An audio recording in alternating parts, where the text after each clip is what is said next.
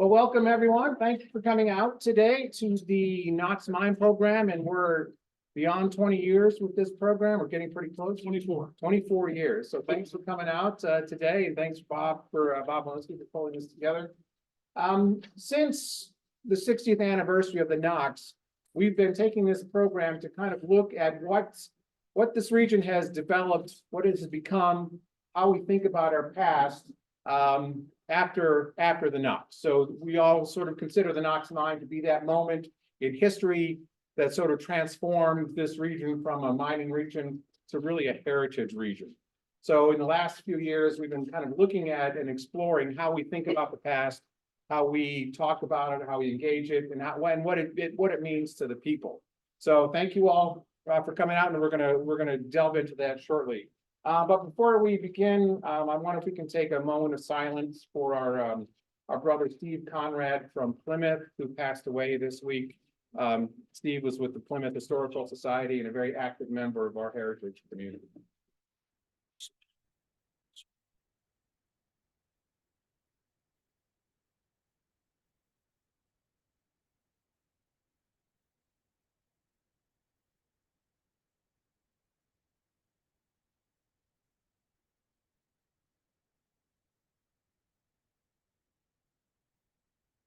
And then as we move on, I'd like to thank Don Chappelle and Don Sennett for being here today. They're going to be our halftime entertainment. And thank Mike and Linda Mastardi again for bringing out their wonderful collection. And for those of you that haven't seen on the website, we are very close to hiring an educator for the Anthracite Heritage Museum. It's going to be a halftime position here and a halftime down at Eckley. So if you know of anybody interested in working with us and working on education and programming like this, let me know, let them know. It'll be posted to our website early next week, but the links are on the Facebook page. And then also for next week, we're going to have a session on Sunday looking at the next trip that the museum is going to sponsor to the UK. And Beth and Bill Landmesser will be here, I'm guessing. Beth will be here. So anyway, put that on your calendars. It's a great trip. We did one 2 years ago, and it was just a really worthwhile, engaging trip through coal heritage, and we're going to be looking more at industrial heritage in the UK, which of course was the predecessor to a lot of what we did here in the United States. So as we get on the program, I'm going to turn it over to Bob Malinsky, our friend who has championed Mining Heritage Month for these many years. So thank you, Bob.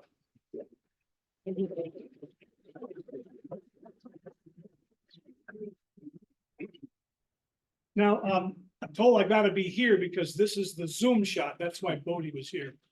Can't be over there because we're on Zoom. Well, welcome everybody. Thanks so much for coming out. I'm glad the weather is reasonably cooperative today. We've always had a good crowd at the museum for this important event, which is an educational event, but it's also a commemorative event because the Knox disaster, as you know, was the tragedy, January 22, 1959, over in Port Griffith near Pittston, which ended deep mining in the Pittston area, not the Scranton area. That water didn't get up here, but then south into Wilkes-Barre and Nanticoke eventually. And it was kind of the beginning of the end of anthracite, of deep mining in that part of the area. 12 men died. A lot of investigations. Some men went to jail because Knox had mined illegally under the river, and Bill Best maybe say a few things about that.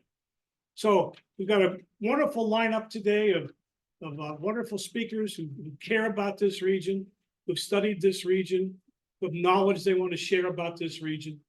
So I'm looking forward to sitting back and enjoying it as much as you are. Our first speaker is going to be Bill Best.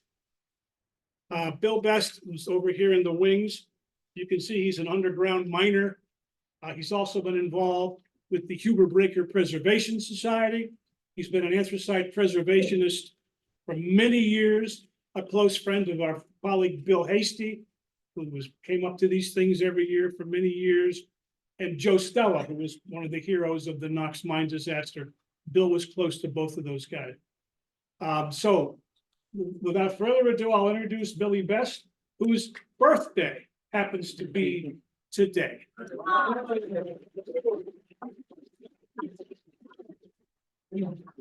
I'll try to speak into the microphone here, but thanks everybody for coming today. As Bob has mentioned, I was friends with Bill Hasty. Bill Hasty introduced me to Bob, and then I got to meet Joe Stella. I remember the fact that he was 35 years old when the Knox mine disaster occurred, and I was 35 when I met him. Now, that's quite some time ago, if you do the math. That was 25 years ago. So I was looking at my notes, 1999 was the first year I was involved with this. Of course, I got involved with the Huber, and soon after, so many worthwhile events. And how many times I'd sit there in a meeting after a regular meeting, and I'd say to myself, if I live to be 100, these are the best of times. And I got to tell you, that's how I feel right now. Thank you for all that, and thank you for your dedication as well. Do want to mention something, heritage, a big word today. And I do have something to say about heritage, is that if you have one person in your family that was an anthracite coal miner and you still live in this area, that's why you're here. And growing up, I had the legacy of my grandfather. Remembering him, he was a coal miner and actually started as a laborer. When he was done with 5th grade, he got to go in the mines. And thing I remember about my grandfather is one of his fingers were the size of 2 of mine. Hands were huge, because that's what you did. You loaded cars of coal.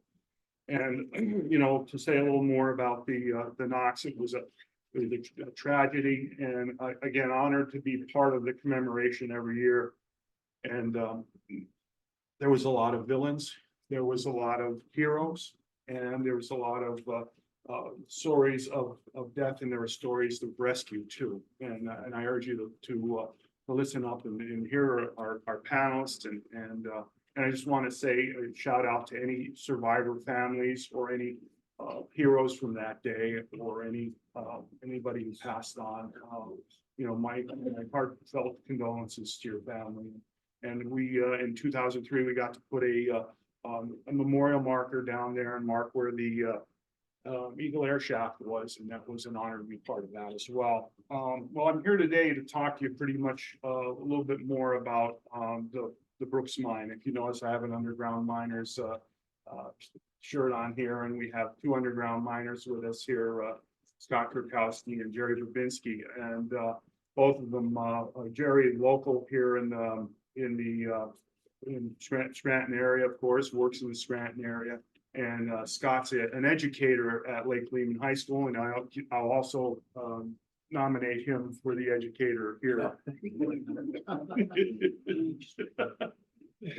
But Your turn. yeah. I'm retired first. All right.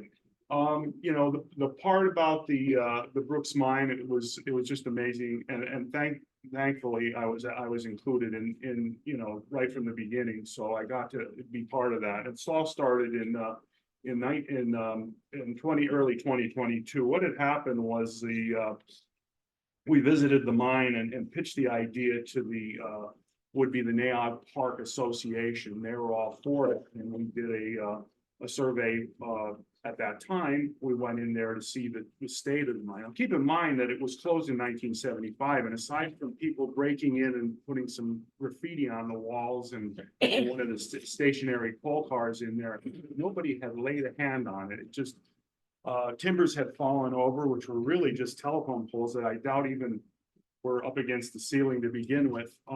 There was a tremendous amount of fill in there, and all of that had to be removed because you had to bring the floor down to rock to set new timbers. But we doubted we were ever going to even be able to do anything in here. But as it turns out, local government worked in our favor, and they allowed us to come in. We had it surveyed by the state. They were able to come in and let us know within a month or two whether we could go in there. Now, keep in mind that if you ever been on the mine tour here, it's the Dunmore #2 vein that you're walking through down there through that tour. It's the same vein on the other side of the valley that you're actually touring in the Brooks mine. So when we got in there, There was an old coal car, stationary coal car filled with chunks of coal. There was coal all over the place, big run of the mine coal. And there was also old track that was in there. We had to remove all that along with ties and everything like that. I would have to say there have been about at least 20 tons of fill that we had to remove as well.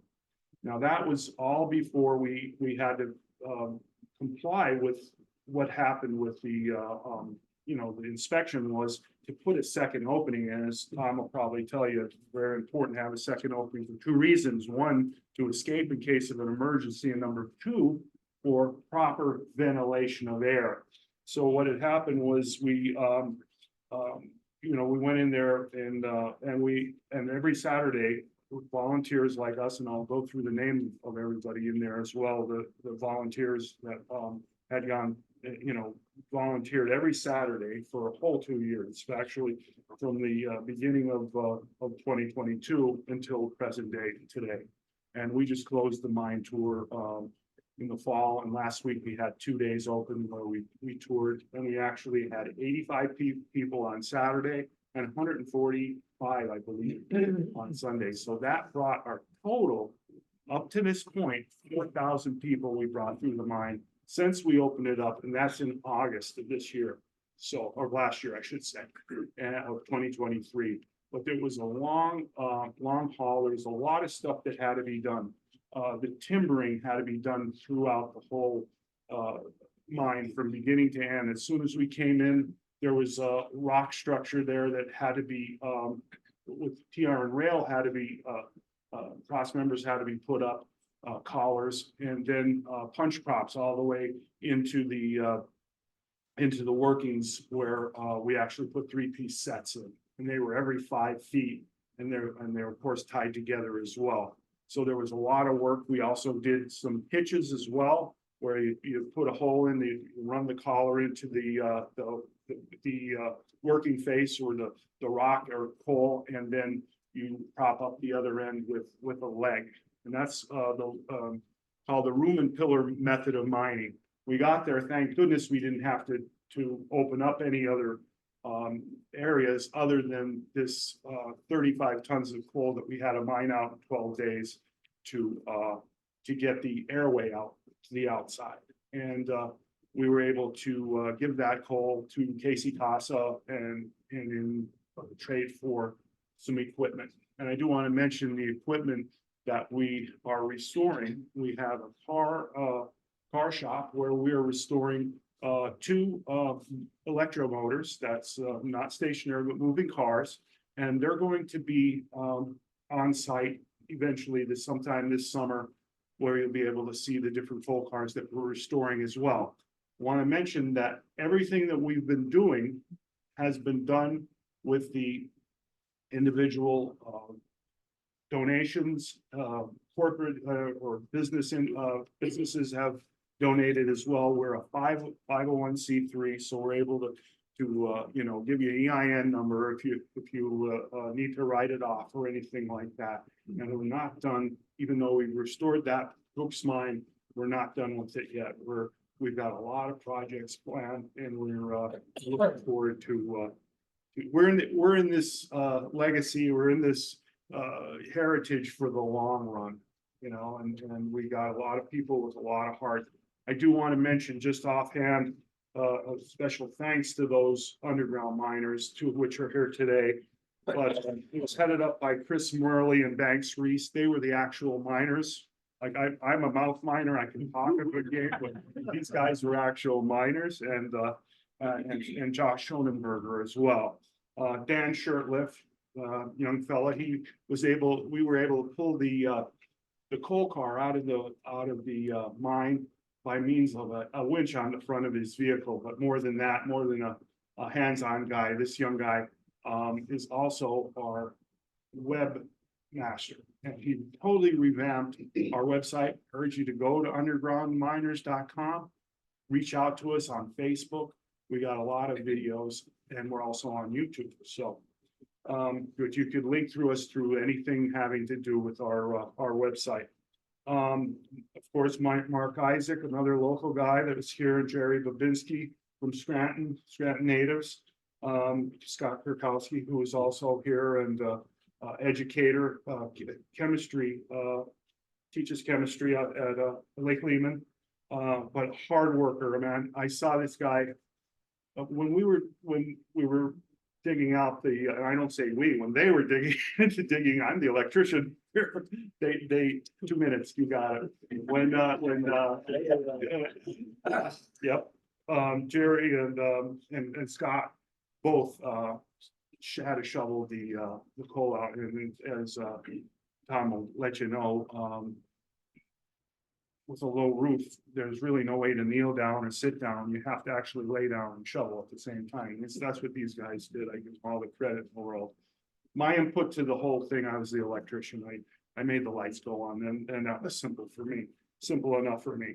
So also want to mention Greg Bach, Justin Ballard, Ian Davis, Adam Zarowski, Isaac Walker, and Frank and Michael Barzell, whose grandfather was Jostel.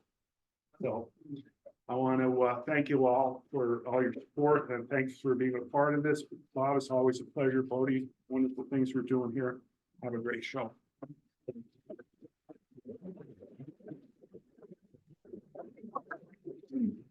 Thank you, Billy. He's actually got a scoop to go to a birthday party down in Allentown, thrown by his family. So have a safe trip, Bill, and thanks again for all your work. And again, the Brooks mine is what, about 3 miles from here? Yeah. 3 miles. Centennial Park. Centennial Park, and just so everyone, some folks from Binghamton, we have folks here from Virginia, other places. It's quite close to here. It's in the park. The grand opening is April 6th, and we'll be open on Saturdays from 10 a.m. till 5. Any questions, please bring to Scott or Gary. Grand opening April 6th. I'm so glad you had such a good crowd last week as part of Mining Heritage Month. So thanks again, Bill, and thanks to the underground miners. Now, our next speaker is a miner, retired miner, Tom Soupy, who's right on my left. Tom is a miner, but he's also an educator. He has been very concerned with encouraging knowledge about an industry that a lot of people for a long time, I think, preferred to forget. Dirty, gritty, asthma producing, but we wouldn't let people forget it. And Tom is one of those folks who would not let people forget. And now we've really encouraged the knowledge about it. It's a valuable history. The American Industrial Revolution began with anthracite in the 1830s and 40s. It's a very long history. And Tom worked over here at the Lackawanna coal mine for 30 years, running that. He ran it with his father, and he's been mining coal. He mined coal for 50 years. He's one of those guys that he'd come out of the coal mine and go right to football practice. I stayed in shape. So Dragon props. without further ado, this is Tom Soupy. Thank you very much. Thank you, Bob, for putting this on every year. It means an awful lot to me being a 3rd generation miner. I hope it never stops, and I can't see not making note of all the things that happen every year this time of year. And I was asked to do something that after the Knox, and it immediately came to my mind about mine flushing. Does anybody know what mine flushing is here? Raise your hand. What is mine flushing? Refilling the bank, we'll call Okay. Anybody else? Yeah. That's basically what they did, but it wasn't just that easy. It was a big process, and I was involved in that for about 15 years. And what we had to do, you had to get a set of maps, prints, and then you had to look and try to get your way into where we're gonna mine flush. Because many times you were gonna flush a certain area, and the best way to do it was to have men down under there directing it. That was called control flushing. There was also another kind of flushing called pressure flushing, where they would pump the stuff down until the hole blocked up, and then that was the end. Or blind flushing. Sometimes they would just pump it, and keep going for months there, and the stuff was running, filling in, and they had no way to get in to see what kind of a job was being done. But when they had the men underground, what they would do, they would drill a borehole, and then we would put a steel casing in 6 inch all the way down the bottom. When we got to the bottom of the hole there, they would put a steel foot L on with an adapter so you could put a 6 inch pipe. And we would go as far as 2,500 feet with that line and start at the furthest point flushing. Take a pipe off, run some more, couple more loads, and back your way right up to the foot L. When you came back to the foot L, I had to get a torch and cut the steel casing, and then it was a blind hole. It would fill up until it couldn't take any more. But anyway, it was important having the guys down there directing, because we could actually move that pipe around and fill it within 2 or 3 inches of the roof. And that did an excellent job. Not only did it hold up the roof, but it kept the pillars alongside that were in line. And when I say pillars, I mean blocks of coal. Pillars were usually 30 by 60. And that's just a conservative estimate for them. The wooden timber you saw in the mines meant nothing. They were put in to protect the men only when they were working. In 10 years or so, those timbers rotted out and there was nothing protecting the men. So when we went down to work on these flushing jobs, we had no timber. We had some place that we had to put up the timber here or there to protect ourselves. But we would try to get as much stuff as we could get in there. And if you saw what was in on our first picture here, take a look at this and you'll see the opening here. People were living above that. This is in South Scranton. One of the first jobs in South Scranton was done by Stearns. It was Arnold Biscontini. And he had his crew up there. And they went down on, I'm gonna show you another picture, but that gate put that gate back again. That's the gate that we traveled. There was only one way to get into the mines. And that was the gate that was put in back in the 1900s. And they had a lock on it because vagrants were going in there and having parties and sleeping in there. So they put a gate on it with a lock, and that was the only way to get in. After we got in there and looked around, they decided they were gonna have this flushing job. We went and they started drilling holes that were 36 inches in diameter. We went down on a capsule and 3 of us went down at a time. And we started doing our work by not going in here. We used that for our second opening. We would go down, and I'll show some of those pictures of the capsule dropping the people down. Number 3. All right, this is a borehole from the Clark vein. That's coming from above, and that vein was filled with water. Not filled, but there was puddles everywhere. So by drilling that borehole, we made it easier for us to work up in that vein, and it came down to the next vein, and when it was empty, it stopped running. So that was drilled from the Clark.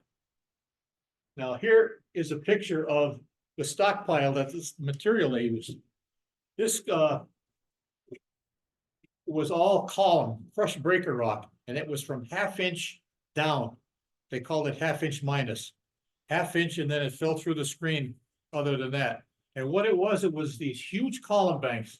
This column bank was up in Oliphant. It was a monster up there. There was a lot of silt in there. There was coal. They took a lot of coal out of there because they had fine coal mixed in with these column banks years ago because the breakers had no use for the fine coal. They only wanted chestnut, pea coal, larger sizes for hand fires. So all the fines they threw away. They put on a pile like this. Now, if you'll take a look at this here, you'll see what the flush pipe looks like. Plastic pipe, Schedule 80, 6 inches in diameter, and we had sleeves that we ground the ridge out so that we could knock the sleeves either way as a union. But those pipes were black plastic and some of them were Schedule 80. And they lasted a long time. This here picture here is a picture of the hoisting facility. After we drill the holes, you can see the capsule over there underneath the gantry. The hoist goes up, that's a hoist house there. There was a hoist in there, and we would get dropped down every morning on that capsule to where we were working at the bottom, then we would go off in different directions. We had 6 guys working at one time, so we had a lot of flush coming underground. Our job was the largest control flushing job in the anthracite district. We put 1,600,000 tons of coal down under the ground in the hill section. And that all came through the Dunmore corners by trucks. There were 24 trucks hauling it, 20 ton at a time every day. All you saw was yellow max. People got tired of it after a while. They said, when the hell is this job gonna be over? I said, when we get filled. But anyway, this is what the capsule looked like. It was a 36-inch casing that was dropped down. It was dropped down with the drill, hook on the drill, and then there was a ladder in there for to go to the next vein if you wanted to. But we were under always inspection by the Bureau of Mines. They were coming. It was their money that was spending. So they were always coming around looking to making sure that the job was properly done. And it was always, now this picture here is a chamber that's flushed. You can just barely see about 6 inches there. You see the pillar to the right? The chamber was empty there one time, but now the material was put in that chamber to hold it up.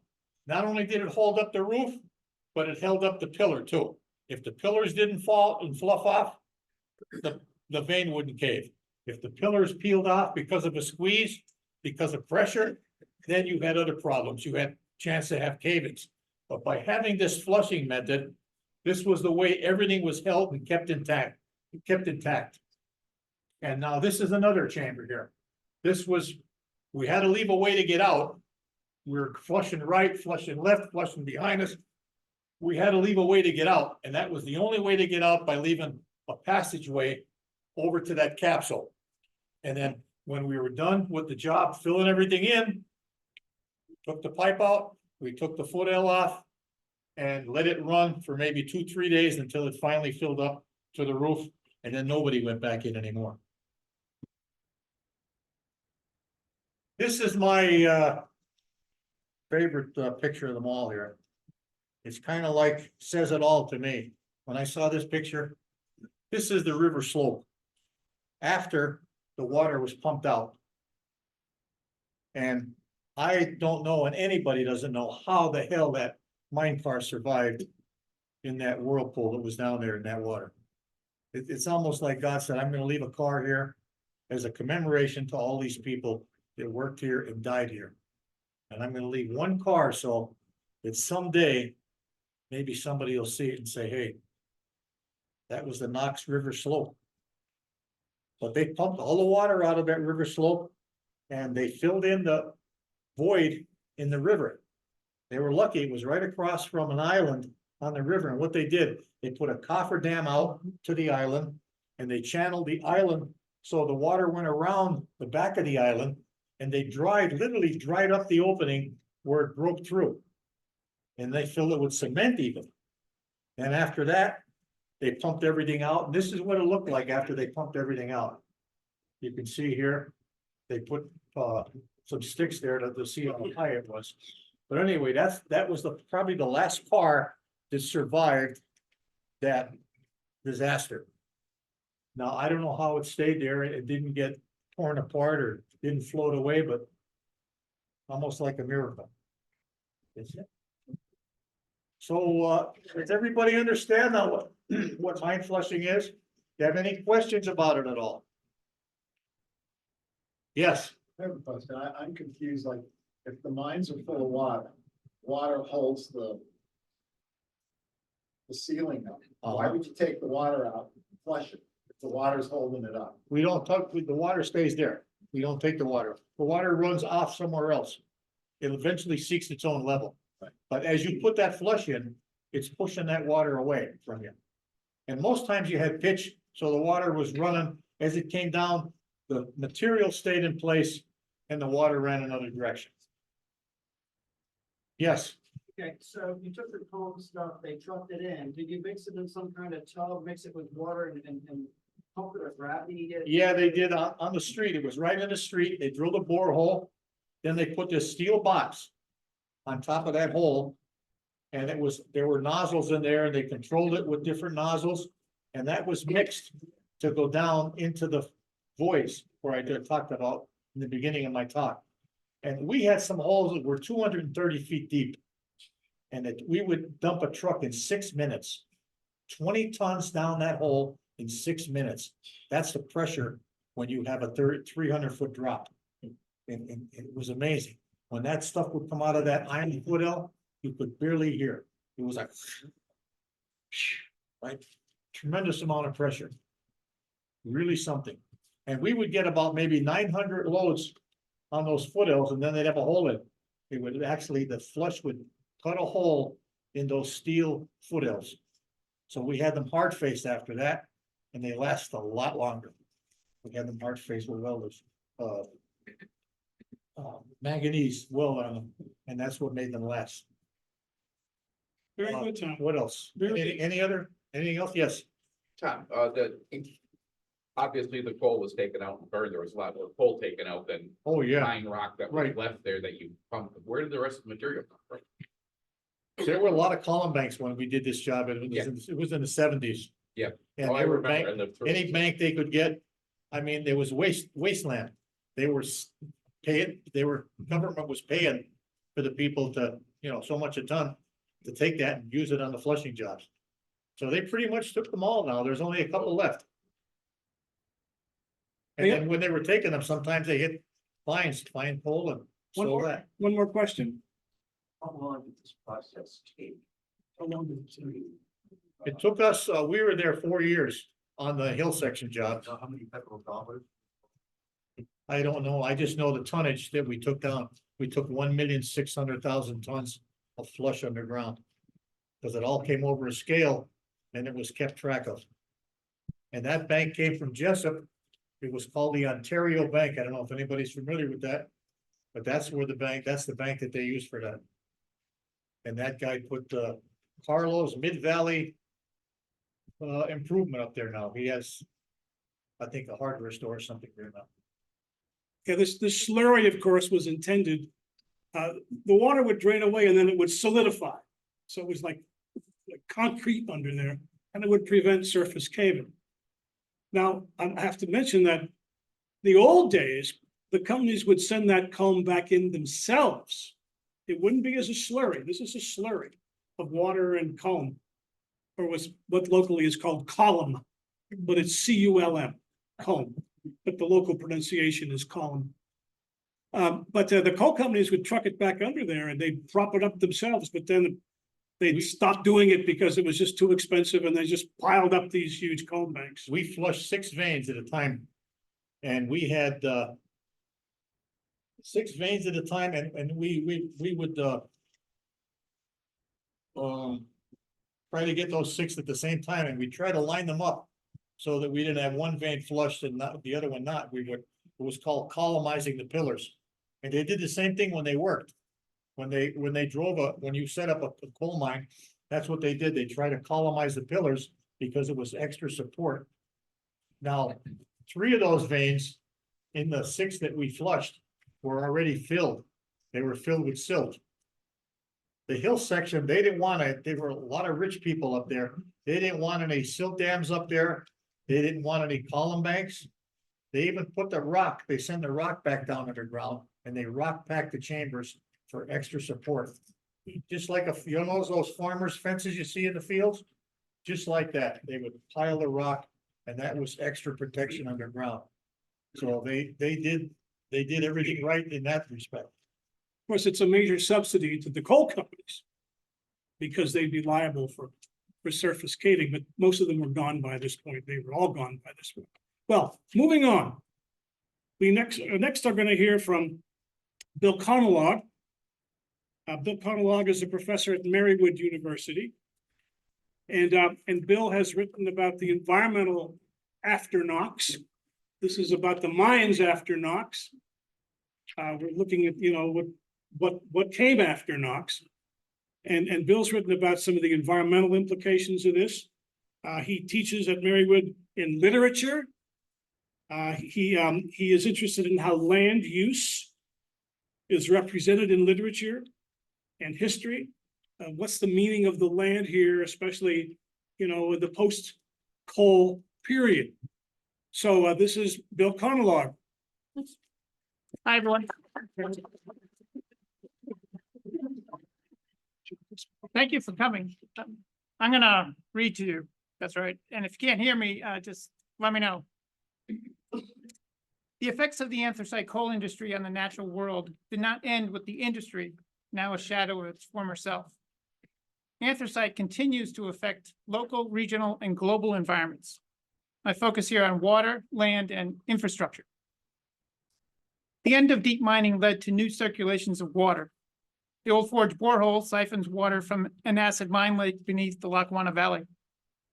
The flow from the borehole snuffs out most life in the last 3 miles of the Lackawanna River. Outflows elsewhere, however, add cold water to the river, making it now a home to trout. Surface fissures still contribute water to the acid mine lake. Streams such as Grassy Island Creek lose water to underground mines, and streams in Nanticoke, Pittston, and Plymouth are disappearing into the mines. Some streams no longer exist, but the places where they did still flood. For decades, coal operators argued that mine acid neutralized the effects of sewage in streams and rivers. Perhaps not coincidentally, the end of deep mining coincided with the development of sewer systems in the Lackawanna Valley. In 1962, the year that a crew drilled the Old Forge borehole, 90% of homes in the city dumped about 10 million gallons of sewage a day into the Lackawanna River. In 1963, a solicitor had to remind City Council that any suggestion of disposition of sewage by boreholes into the mines would be illegal. Although the city formed a sewer authority in 1966, Scranton in 1991 led the list of sewage polluters of Chesapeake Bay. In 1999, state officials discovered that 145 homes in Taylor were discharging raw sewage through a borehole directly into coal tunnels. In 2012, the city sent 700 million gallons of combined sewage and stormwater overflow into the Lackawanna and onto Chesapeake Bay.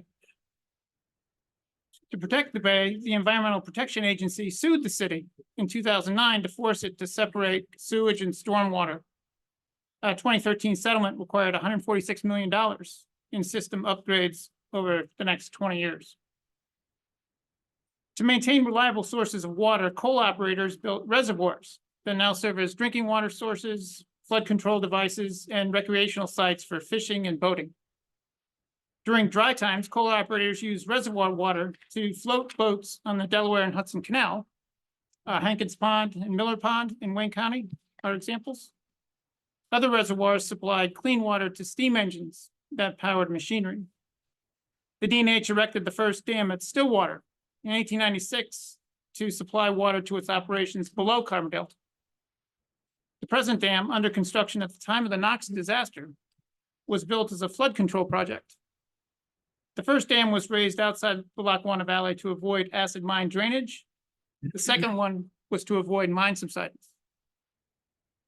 As we know, the original forests here were mostly clear-cut by the late 19th century. Woods have regrown, but not all tree species have made a comeback. The oaks that once dominated parts of the region have given way on abandoned mine sites to black cherry and birch trees. Mining also led to soil loss, which is an absolute loss, and piles of rock and culm became naturalized as hills. Because trees hide some of these piles, and many people assume that landforms that they see are natural, fewer and fewer people realize the extent of the upheaval of the environment suffered here. On the other hand, attention to the region's environmental issues has led to the rehabilitation of the Lackawanna River, the reclamation of mine-scarred lands, and the creation of rails to trails routes that have opened people to new experiences of the natural world. The region still suffers mine fires. Started in a stripping pit in 1962, the mine fire in Centralia burns, as does the Laurel mine fire at Laurel Run, the Laurel Run mine fire, sorry. And that one began in 1915. In Elephant, mine fire began in 2004 when somebody torched a car, and that fire ate into the earth over 200 and some feet and encompassed several acres. Mine subsidence remains a threat. In 2018, Lackawanna College had to fill voids under buildings along Mulberry Street in Scranton. New buildings in the region must account for the possibility of mine subsidence with slab or pillar foundations. In addition to the damage that mine subsidence can sometimes inflict on existing structures, the threat of unstable land can lead builders to move projects off the coal measures and often out of the valley, disrupting environments elsewhere. For example, after underground mine voids kept the Scranton Times from building a new printing plant in the city in the late 1980s, the paper cleared land in Scott Township for the facility. The coal industry abandoned a large infrastructure. In the immediate aftermath of the industry's collapse, underground mines became a dumping ground for industrial wastes. In 1979, investigators traced an oil plume in the Susquehanna River to the Butler Tunnel, which emptied mine water into the river at Pittston. The waste slick extended at least 60 miles and may have reached Harrisburg. Investigators found that a Pittston area truck stop allowed dumpers to use a borehole originally drilled to direct raw sewage into mines. For several months, millions of gallons of used oil, cyanide, and other chemicals went into the underground workings. Cleanup was so expensive that the disaster became a poster child for the creation of the Superfund program. Although EPA declared the initial mop-up a success, in 1985, Hurricane Gloria flushed out more of the toxic mess. The day before a judge sentenced people responsible for the Butler Tunnel disaster, a grand jury charged a man with dumping more than 3.5 million gallons of toxic waste into mines under the city of Scranton. Between 1976 and 1979, the accused allegedly poured about 581 tanker trucks of the waste into a floor drain in the Kaiser Avenue garage. The drain connected to a borehole that dropped 110 feet into an abandoned mine. Enabling these disasters was the interstate highway system, which was built through here in the early 1960s with a boost from U.S. Representative Dan Flood, who saw Interstate 81 as a way to attract new industries to the Wyoming Valley. Unfortunately, easy access to abandoned mines not only offered a cheap solution to the disposal of toxic waste, it also opened the possibility for landfills to locate on mine-scarred lands. Offering easy access to much of the East Coast, the highway system, which led to some industrial development, has prompted most recently along the Casey Highway, the proliferation of warehouses that share Music Mountain with globally important pitch pine and scrub oak forests.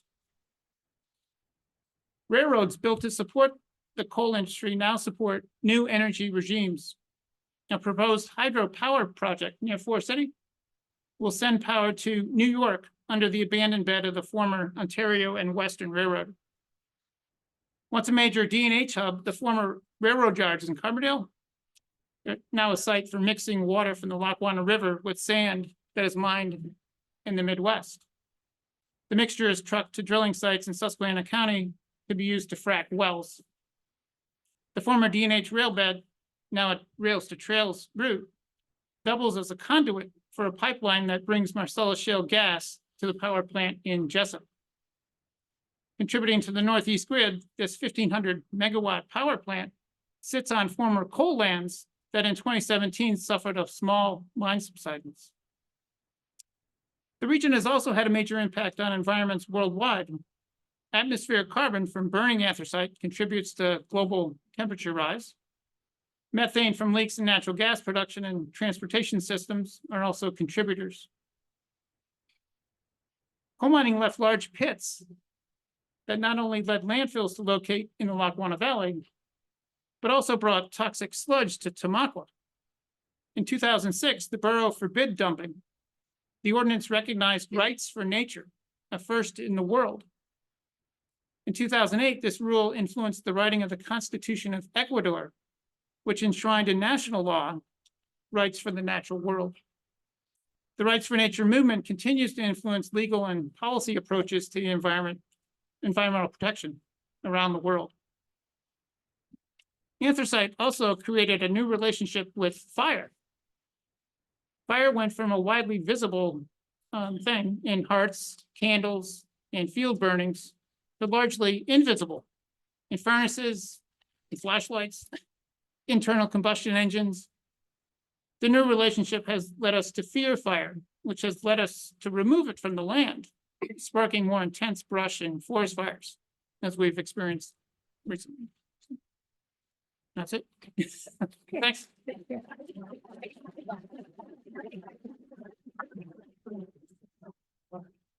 I have a question that Laurel Run mine fire ever get put out? Now it's still burning. Yeah, The Bureau of Mines was in charge of that, at one time. I guess they gave up on it, huh? yeah, there were several attempts, from what I've read, to put it out, They, and they were supposed to dig a trench with a drag line there and put a sand barrier so that it would go so far when it hit the sand barrier, it would extinguish itself. yeah, I guess it never happened. no, as far as I know. Thank you very much, Bill. Let's hold the questions until toward the end, because we're supposed to have a halftime with music and then the questions. So why don't we stick to that original plan that Bodie devised? What you hear from Bill, of course, is one of the sad facts about any mining industry. Coal, tin, copper, diamonds, you name it, any mineral. Mining exploits people, communities, and environment, and the land. It's part of the animal, it's part of the beast. And here we are, right here in the heart of it, and we see these implications. And so many thanks to Bill for his work on that aspect of anthracite history, especially the land aspect of it. Others, of course, have worked on the costs, the human costs of black lung and the visual loss, and even the cultural problems, because it leads to corruption, hence the Knox mine disaster. Well, our next speaker is Elizabeth Hughes. Elizabeth is a seasoned nonprofit professional with over 14 years of experience in this field. She's currently Director of Communications for Earth Conservancy, responsible for overseeing all public relations efforts of the agency. She writes grants and she manages community programs. Over the past 9 years, she has brought in over $26 million in project funds to help what Bill was talking about, research on, and she has her degree in educational theory and practice from Binghamton University, focusing on nonprofits, out-of-school learning. She has taught in college, and she was director of education for the Everhart Museum here in Scranton. She resides in Shavertown. Thank you very much for being with us. So when we were looking at the flushing slides, I was noticing some of the dates on that was 1976. And 1976 was actually when the Blue Coal Corporation started its bankruptcy proceedings. And I bring that up because what Earth Conservancy is, if you're not familiar with it, is we are a nonprofit organization. We were kind of founded in around 1992. It was the brainchild of Congressman Paul Kanjorski. And what he did was get together the university leaders, business leaders, other community leaders, probably about people from 12 or more municipalities down in the Wilkes-Barre/Nanticoke region. He wanted to figure out what to do with the land of the bankrupt coal company. They were kind of holding on to it. They wanted to sell it. Their idea was to sell it piecemeal to, get the highest dollar for it to help with the bankruptcy proceedings. When Bill was talking about the landfills, that was a very good possibility that was what was going to happen to some of that land. But Congressman Kanjorski wanted to get the communities together and figure out really what should be done, the best use for everybody for that property. So that was over I've read so many different numbers, but between 16 and 17,000 acres is what we started with. When we finally made the purchase 2 years later in 1994. So Earth Conservancy started purchasing that land. And the first thing they did, and again, they were working with the universities. They had a whole bunch of different things. The funding for purchasing the land, it was $16 million at the time, was coming in the Department of Defense. So there was all of these research initiatives that were tied to the foundation of Earth Conservancy. So part of it was going to be figuring out what to do with acid mine drainage. Part of it was going to be mapping with GIS, which was kind of new at the time, all the land. Part of it was going to be figuring out, and this is where the Defense Department comes in, they wanted to use the mine water through some sort of, this is way beyond me, some sort of jet technology to clean out old munitions from like World War II. So all these things were going on. They started activity in 1994 with the purchase of the coal company land. Again, that was a 2-year in-court process to purchase that land. And from that point on, we've been working to try to figure out and then execute what we figured out to do with the properties. So the first thing that we did was in 1995, and I always like to point out, Robert was part of this process. We did a land use plan. We had an international engineering architecture firm come in, and for over a year, they worked with all those partners, all those stakeholders I talked to come up with the best alternative to what to do with 16,500 acres. And again, those weren't contiguous pieces. They were non-contiguous in all those different communities. And it amazes me. So they had 38 people on this initial steering committee. And I have to interview sometime about this actually. But to think of 38 people in this region, like when I think, so I'm from down in Luzerne County, when I think of the Luzerne County Council trying to get anything passed, there are a lot of issues with that. And I think that's only 11 or 12 people. We had 38 biggish, high level stakeholders coming together, trying to figure out what to do with that land. And that idea of regional work, in the communities was not there at all. So anyway, they did develop a land use plan, and we have used that as a guide for what to do with the acreage. So right now we have about 3 to 4,000 acres left. Our records, because they're coming from the coal company, they actually differ with what is down at the courthouse and the deeds. So we get lots and lots of back and forth with them of what we actually own. But we have, over that period of time, reclaimed over 2,000 acres. Part of our initial mission that came up with that steering committee was, of the 16,000 acres, make 10,000 of those acres into conservation, recreation, or green space areas. So that was going to remain untouched, because that was pretty much the 2 hills, the 2 mountains that, abut the valley. So as I said, we've done about 2,000 acres of reclamation. It's in all different types of uses. Some of it's farmland, some of it's residential, some of it is industrial, as Bill was talking about with the warehouses. We have tried, so many different things with solar and, there's commercial buildings, there's administration buildings for the government, all different uses. And actually our first project was down at Luzerne County Community College. It's where the fire training station is now. That was our first reclamation project. We have about 9,400 acres now. Most of it's in the state forest system. So that's perpetually going to be conserved, which is a great thing for the community, I think, because we talk about what makes this area special. And one of the things are those mountainsides that we have. And we've donated about 720 acres to different municipal and nonprofit organizations for their own use, say like down in Newport Township. And all of this has costed about I think we're at $62.3 million over the 30 years that we've been working. Pardon? Money well spent though.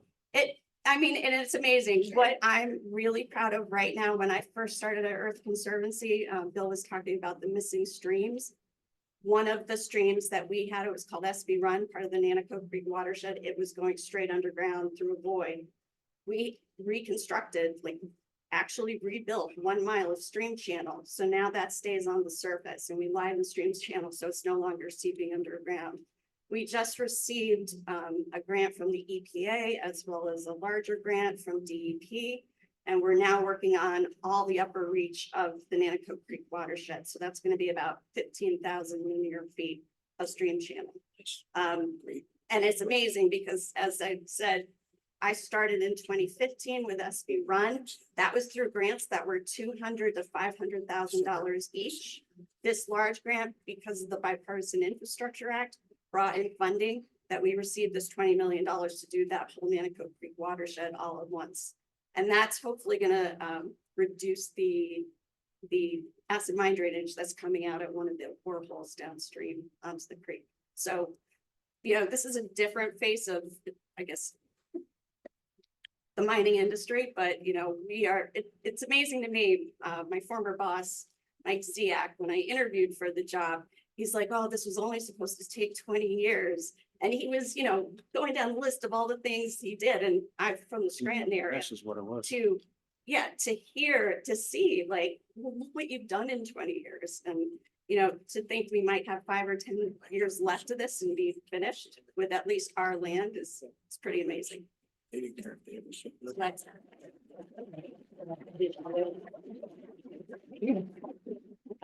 And again, thank you, Elizabeth, very much, very informative. And that's a regional story. It's a subsidy to the coal companies who were long gone. If this were Germany, this wouldn't even be an issue. Because in Germany, the law was so strict, those coal companies had to clean up what they did before they could go out of business. Very strict. Not here. Not here. We don't believe in government, you know, we don't believe in regulation in the United States. So the companies get away with murder. And they did. So now we have to subsidize them by cleaning all this stuff up. It wouldn't be a problem in France either, because the French coal mines were owned by the government. It was socialism. And sometimes the socialist government were as bad as the anthracite mines were here. Germany's the model. But anyway, to put that in cultural perspective, we put all this energy, all this money into doing what in some places would be done by those who took the coal out and made the billions. But not here. And that's a cultural thing. That's a political thing. Now, next speaker, we have Bobby Hughes, who has spent over 30 years involved in abandoned mine reclamation and abandoned mine drainage. All these miles of mines, and Bob's one of the professionals who is trying to restore them, trying to deal with them, trying to mitigate them throughout northeastern and north central Pennsylvania, because we have the bituminous mines just the other side of State College, right? Yep. Yeah, up there, the soft coal, but that's the nearest soft coal. This is the hard coal, right? And he's an author, he's an environmental educator, a historical preservationist, coalition building. He gets things done. He's very concerned about a healthier ecosystem and involving the youth. He has involved the youth in very, very important ways. And as I remember, did some great stuff down at the Avondale mine disaster site down in Plymouth Township to memorialize what is anthracite's worst disaster. 110 men and boys died at Avondale in 1869. So here is Bobby Hughes.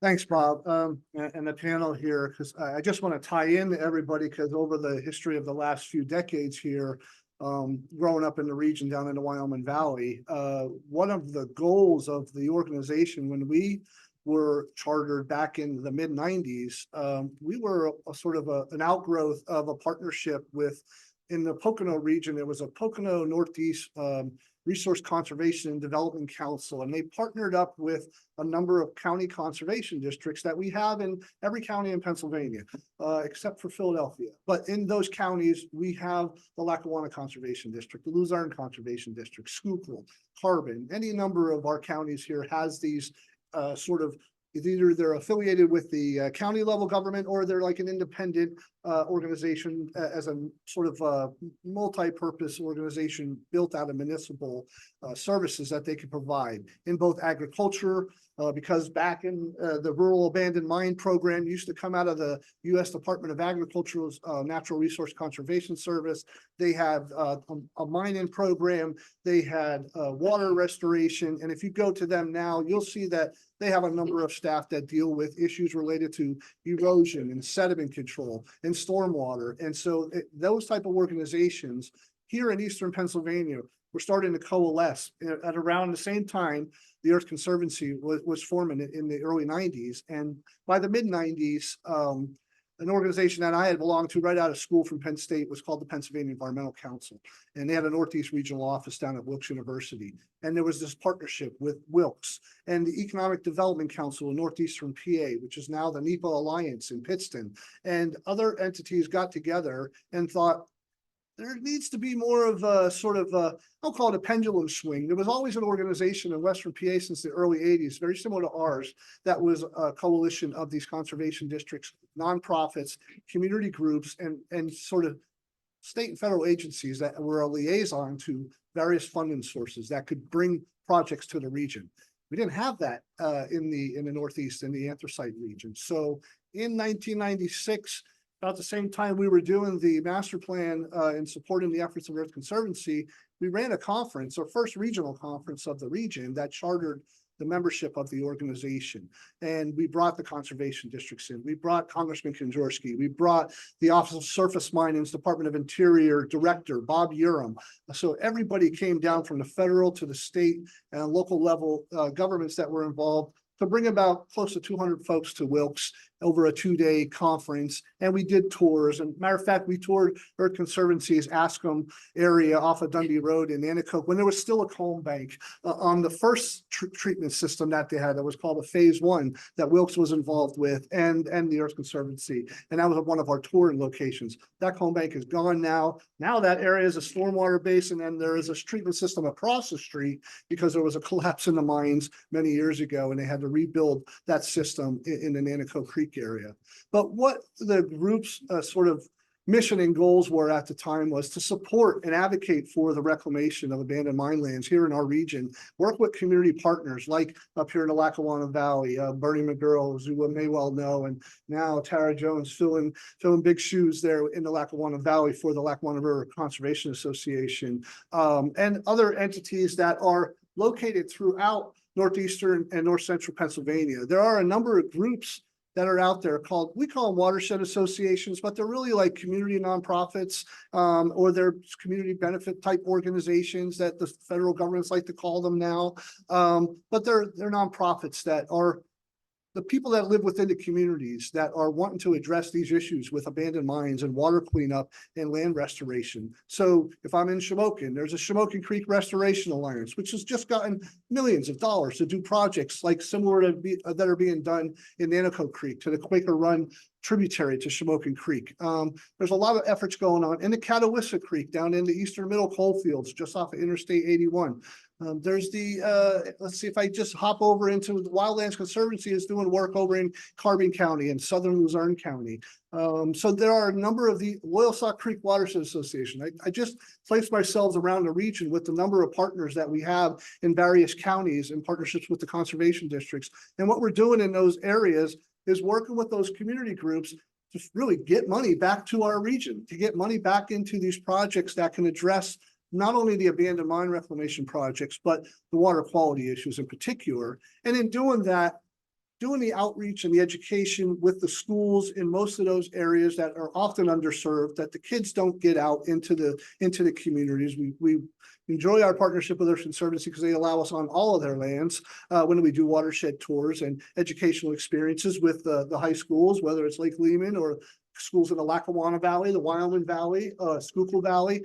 We get those elementary and high school students out to these places that they really might not otherwise have a chance to get to, but they are located right in their backyard and they don't know what's happening. They don't know what has happened historically. They don't see what is the problem. You know, yes, the water might be orange, but they don't even know what that is. If they look at the coal banks and you ask them what type of coal is it, they don't even know what type of coal it is. So there's this whole education that goes on when we take those kids to give them those experiences in testing the water and getting flow from the streams and how we do that. And talking about how we reclaim the land and how they can become a part of planting trees or doing the litter cleanups, which we need to do in most of these areas before we even do anything. So our role has been really to fulfill over the last 30 years or so is to keep that sort of cohesiveness in these communities that we're working with, with their eye on the prize of cleaning up as many of these sites as they can and supporting both land reclamation, whether it's going back into a reforested area like on Avondale Hill. Now we're 8,000 plus trees and many acres up on Avondale have been planted with reforested trees. Or if it's going into economic development opportunities that are going to become, yes, some warehouses, maybe some manufacturing in those facilities, maybe some other type of industries are going to be co-located in areas that are being reclaimed on those lands.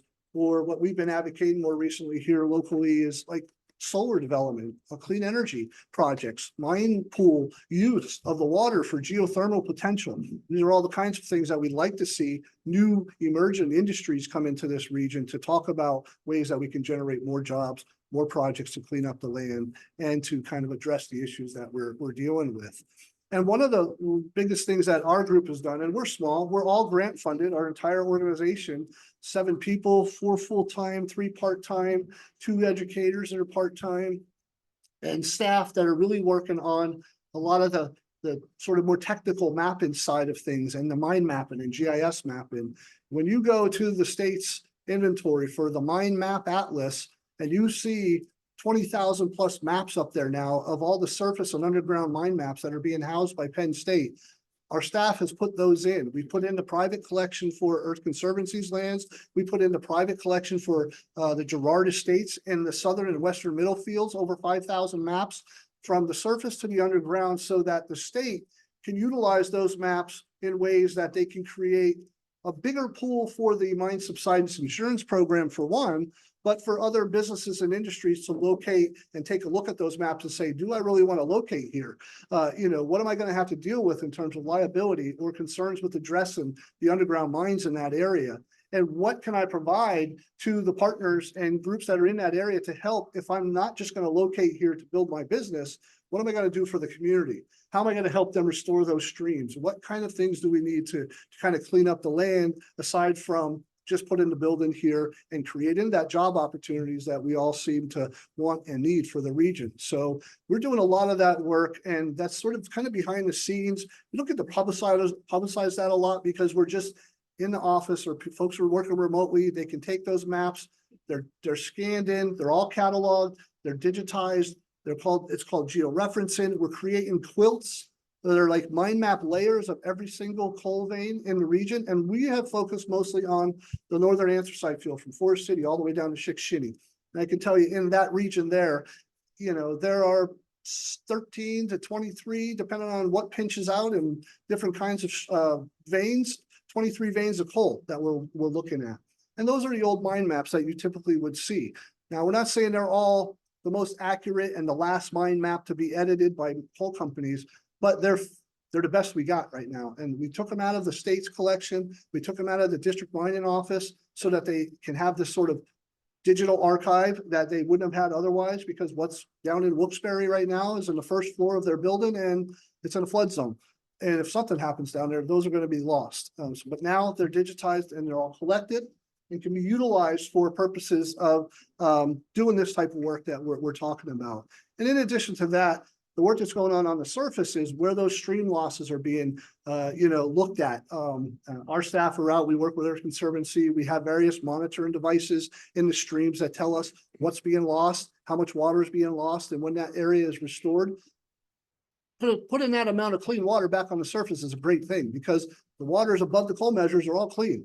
I mean, there's literally trout streams up and down the valleys here that are isolated genetically because they can't get over the hump to get down into the coal region when there's no water in the stream. And there might be a pipe or an old culvert that is in that area before it gets into the mining region, and there's no water because that water gets lost. So we're trying to do some reconnectivity. We're trying to do trout stream restoration, the ecological restoration of those streams to put them back on the surface, which, and will also, in doing those types of projects, you can address some of the flooding issues. You can address some of the stormwater issues while doing those stream restoration projects. And I think that's what's being done here. And it has been done by not only groups like ours and the Earth Conservancy. The state receives a lot of money from the Bureau of Abandoned Mine Reclamation to do those type of projects as well. So they get allocated funds to do that type of work. They're sub-granting funds to groups like ours as we apply for different projects to do work alongside of them.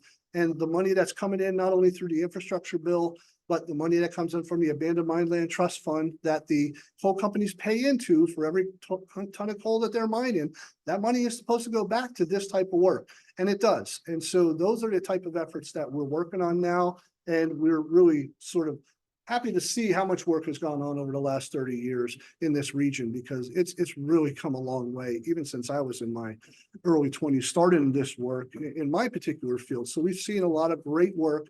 We meet a lot of great people, and there's just a lot of great efforts out there addressing the legacy issue in a positive way. We're not out there trying to, point fingers at anybody. We need partnerships to make it happen. We need to work with coal companies. We need to work with those who own the land that have been legally defined as abandoned mine lands before we can even get access to look to monitor those streams or to look to reclaim those lands. So that's a lot of efforts that goes on with a coalition like ours. And we're proud to sort of be a part of this entire partnership to do that work. And if you're ever interested, in checking out the kind of work that our staff and the work that we're doing across the region, like Bill has said before, you can go to our Facebook page or our EPCamera page and see the different things that are going on from a watershed perspective in multiple counties around the region, and just the type of education and outreach efforts that we're doing in the schools in partnership with many of the groups, including Earth Conservancy and the museum here. And tell us what Bob's the executive director of EPCamera. Tell us what it stands for. Well, EPCamera is the Eastern Pennsylvania Coalition for Abandoned Mine Reclamation. And there's a WIP camera in Western PA. We have about 16 counties in our coverage region, 12 of them pretty active. There's about 24 counties in Western Pennsylvania, Center County West, in the bituminous region, all the way out to Pittsburgh. Very important work. Very good. Thank you. And Bodie Moran is our final speaker. Bodie, of course, is the director of this organization, the Anthracite Heritage Museum. Bodie is very much involved with heritage work. He's a scholar of heritage. He's researched heritage. After Knox, one of the things that we've been trying to do more of is appreciate our heritage and take a history to be proud of, and also relate this, of course, to tourism and travel. So Bodie's going to say a few words about his expertise on the after Knox question. Well, yeah. Thanks, Bob. And I want to thank all of our panelists. This was it was enlightening to me. Things that you kind of know about, but to know that people are really thinking about these things in detail. I think as a museum, we have a dual role. I mean, we collect items from the past, we interpret and think about the history of the region. We celebrate the culture here, the festivals, the ethnicities. But we also have a duty, I think, to really think about, why does the landscape look like it does today? What were those effects? We all know that we know the heroic stories of the miners. We know the tragic stories of the miners, but the lesser stories are the ones that we talked about today. The things that we're left with, the legacy of the landscape from so many years of mining. It's an issue that, Bob had pointed out, it's faced across the country. My work has been primarily in copper mining and smelting and looking at the remediation of those landscapes in correlation with the preservation of those landscapes. And it's not an easy task, and it's not an easy decision. How do you preserve something that is inherently unhealthy for you as well? So I think that we've got some of those issues here. Bob mentioned the French. In 2015, the French successfully put their coal region to UNESCO as a World Heritage Area. And they have preserved some of their waste piles. Their giant calm banks are part of the protected UNESCO landscape. And I think that's very important for them. But to find out, I didn't really know much about mine flushing until Tom talked about that today. And then, the extent of the borehole too. I mean, it's just an interesting contrast, I think, between what we think about our past and what the landscape is today. And I think that we need, as a museum and as a community, to continue to think about the impacts of mining and how that is defined, today. Why do we have so many warehouses? Why is the demographics of the region changing so much? why is population going up and down and up and down? And I think that those are all legacies of the mining industry, directly or indirectly. And it's important for us to continue to think about those things, talk about those things, and, make those stories accessible to the public. So we all have a better understanding of what we're here and why we're here. And I will just mention that, if you're gonna mine coal today, Bob, you do have to put up a bond to clean up when you're done. Yeah, now, So, now you- today you do. Yes, It's true. but, Yeah. yeah, but until 1977, it was pretty much wide open, to do whatever you want. So that's what it is. Okay, thank you very much, Bodie. Well, I think we're gonna take a little break, Bodie. Is that what the idea is? We can take a 5-minute break and then we'll, Take a 5-minute break. We'll come back for questions, get some, like this, there's still pizza, we're gonna have and Don, then we're gonna have Don. Don are gonna go up next. Yeah, So you're, take- you're on, take a you're few on minutes. next, yeah. Why don't we take a 5-minute break? We'll come back with the music and then we're gonna wrap up with the second Then session. we'll have some questions, yeah. Yes. Back- But, yeah, no, you're not related to I probably should have said that. We could ask that. I wasn't sure. My daughter's.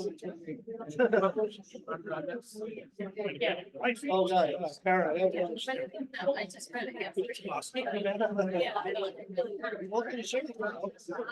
Okay, okay. I know you used to live up on that field. Yeah, we sold that once. I live in the Binghamton area. When were you in school up there? Norm, I'm trying to think. I think I started in 2007 at paper route. university. I was in the education. I moved up there in '74 after King's College. Oh, okay. It should be. Yeah, I enjoyed my time up there. I mean, it was a long time here because I was coming from Fulton, Okay. but Yeah. yeah, I enjoyed it there. Yeah. Yes. Enjoy the FCAMer Facebook page. Oh, yeah. Follow that. Oh, good, yeah, we always. So I grew up in Sawyersville. Oh, yeah, okay, so, well, you'll start seeing some more about the banks in Sawyersville, we're still working on it. Yeah. I'm anxious for the transfer of the land soon. They're working with, Dave Swisher and They Technology say and the there's borough. approximately 40 million tons of material there. Oh, God. That was 56 acres, 40 million tons. Yes, total, right. Yeah. Well, now they're trying to, once we finish up the phase 1 of that lower park area off of Church Street, across from Church Street. Yep. Fingers crossed that we can continue to apply for additional funds for the other 45. Makes sense. I mean, they shouldn't have started this if we can't do Right. the rest. Right. But it also depends on what does Pagnati want to do with the rest of that land, and it's Well, a subdivided park. I went to school there at the Yeah. Church Street School, and then I remember at recess, if the wind was blowing, you get the dust off the comb bank. Oh, God, yeah, no, I have family that swears on Slocum, the Charnetzkis used to live there. Okay, know the name. Some of them, I'm, some of the. my last name's Gongleski. Gongleski, okay, well, We had the bar at the corner of Watkins and Dana. we talked on Facebook a few times. Yeah. Yeah, the Charnetzkis, Mike Charnetzky, well, the kid passed, two of the kids passed away. But the father used to work at Procter and Gamble, and my wife's aunt Laverne Charnetzky, they lived right across from the playground. Okay. I was their house there. We visited there a lot back in, Yeah. late 80s, early 90s before they moved. So, yeah, that area is pretty familiar, It's just real nice to see it start getting taken down. It wasn't too long ago, I saw a mine map of Sawyersville. I didn't realize how much mining underneath the town went on. Yes, a lot. Yeah. And actually where we do, like, we look at all the maps too, but there's an anticlinal ridge, it's called. It's like a fold in the geology of the rock around the Sawyersville area that keeps some of the water away from that part of Sawyersville. So even when the river comes up, if you're up in Exeter, you're gonna flood. Down in Sawyersville, you're not necessarily gonna get flooded by that channel So backing up. where we were, we had about 8 feet of water there. We did. And of course, it went beyond us. everybody says 2011 was higher river than 72, and I don't believe that because in 72 it was 2 miles wide when they made the Right. tracks. Right, yeah. And here it was in the channel still. Yeah. Well, there was an old the old tributary we found on the maps used to be to Abraham's Creek. I mean, to Toby's Creek. It goes to Abraham's now, Yeah, but where we're doing the work, on that parcel there, we found an old map that where that trip comes down from Padericks and crosses the road and goes into the sort of flood protection area. Now, it used to come through the silt basin. That's why all the part of the silt was there too. I have old photos of that area being iced over with like ice skating rinks back yeah. in the day. But that was a tributary that went out and it got all blocked up by the silt and it would have went to Toby's Creek. Doesn't do it anymore. Yeah. So that's why they're doing a lot of that drainage down there now. Okay. Drain back the other way. Yeah, So it continues to go down to the concrete channel off of where the storm basin is on the other side. What street do you live on? pardon? What street do you live on in town? Me now? Yeah, are you still in? No, I live in the Binghamton area. Oh, you're up in Binghamton now. Yeah, That was your original. Okay. actually live in Vestal, about 7 miles west of I Binghamton. know that's what it's- yep. And, My coworkers from the Susquehanna. weather has cooperated, so we come down here today. I try to get down here, Yeah. each year, but not always possible. Yeah, my coworker Mike was originally from Montrose, so he used to go to Vestal. Yeah. Yeah. It's good talking. How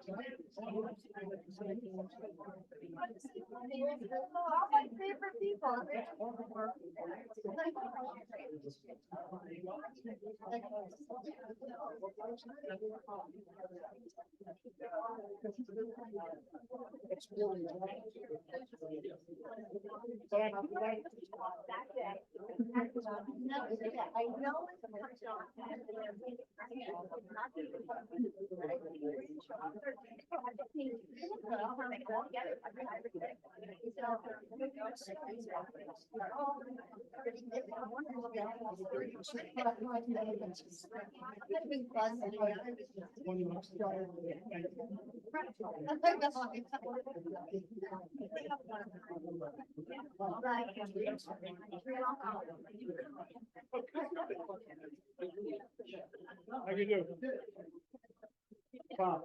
Bill. Appreciate what you're doing.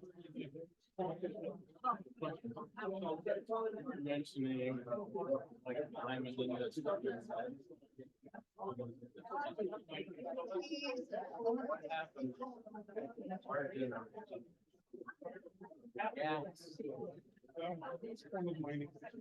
So nobody knows.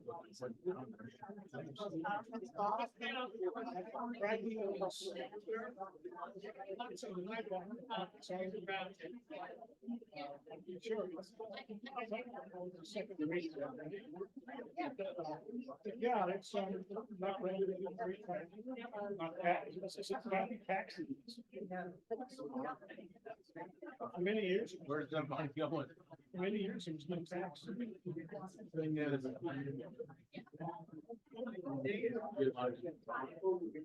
Yeah.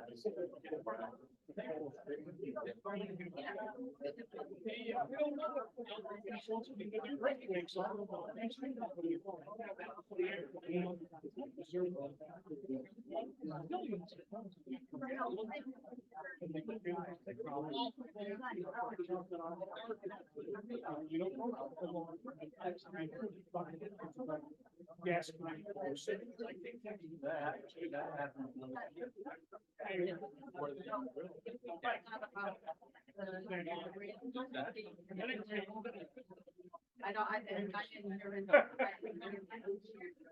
Well, I appreciate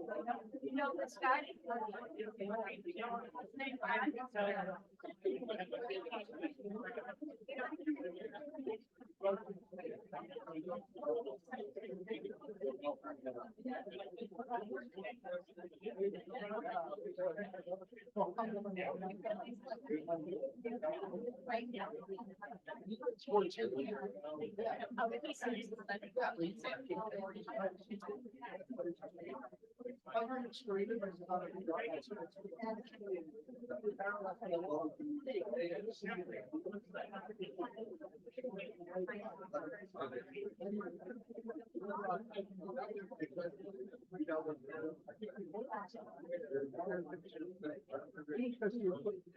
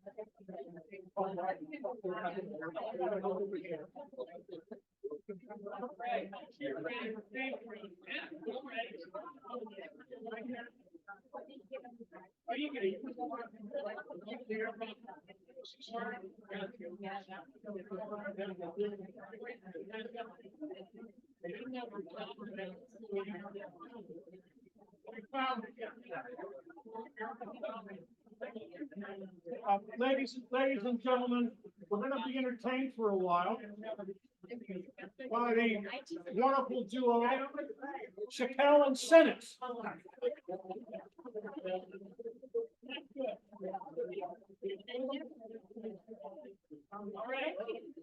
Again, for the halftime show. We're not quite at the Super Bowl halftime show. I'm glad to be here for this. Bob said, Don said, Don Chappelle, thanks for having us. Thanks for Bob and Bodie. We're gonna sing a mining song for you. So everybody gets situated again.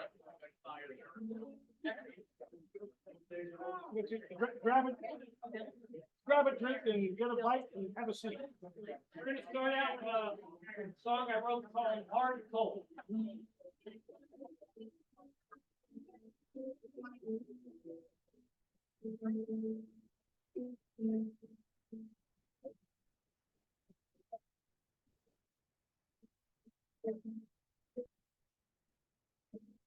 Yeah.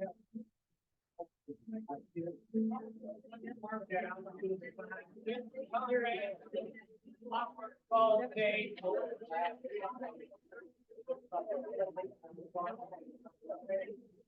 I do is not wait to play my I'm in the same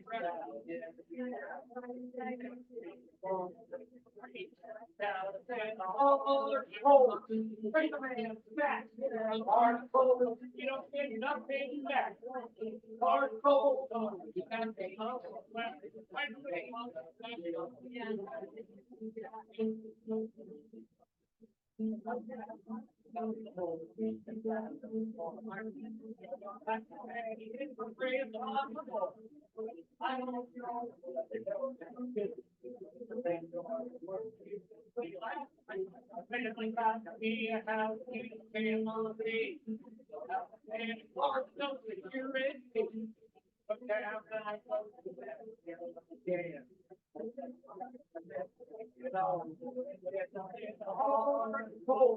Make a man weak, hard cold, you don't have to get no sleep.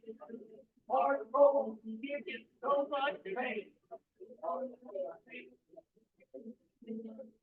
Oh, let's play it one time.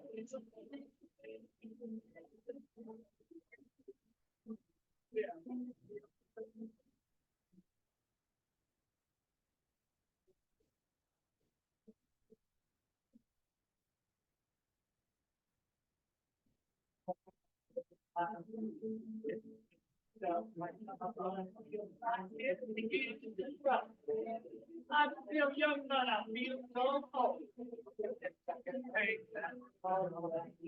I feel my life is going on. I think again, and I'm gone. Back out of that with that I don't hard, take me and free, hard cold, take away your free, hard cold, make the grown man cry, hard cold, make sing it one more time. Again, hard cold, take a man back. Hard cold, you don't get nothing back. Hard cold, no.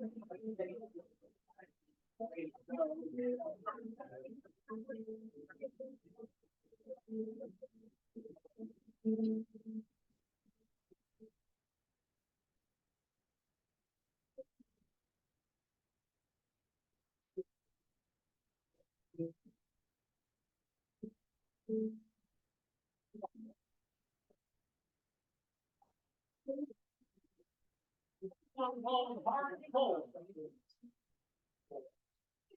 Next song we're gonna play is written by a songwriter named Billy X. Wheeler.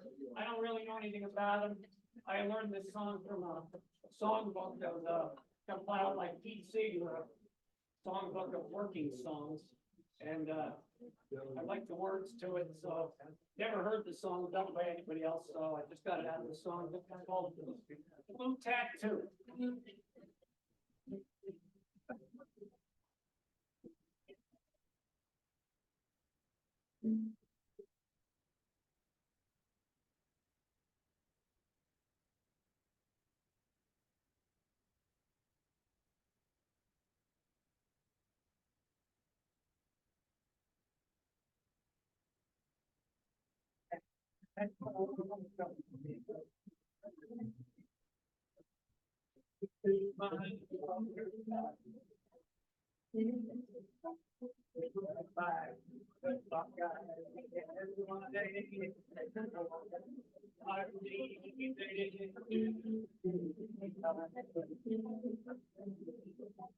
I've been a whole man, working the slave down the road.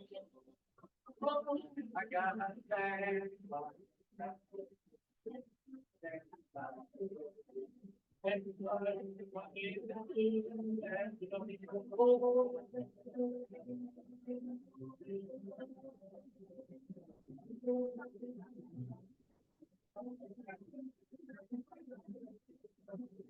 Somebody said, that's the dream on.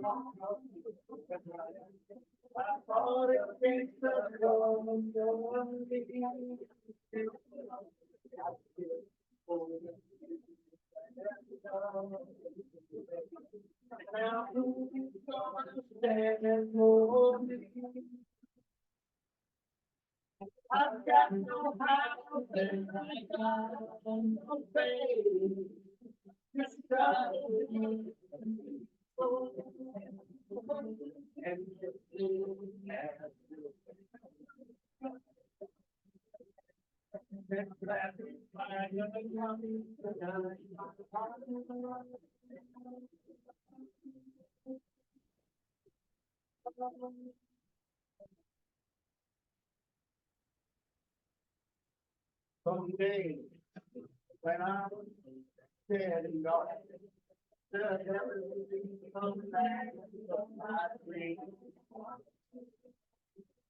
Won't have to worry about losing my job.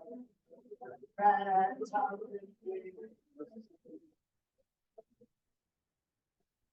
I've been a poor man all my life.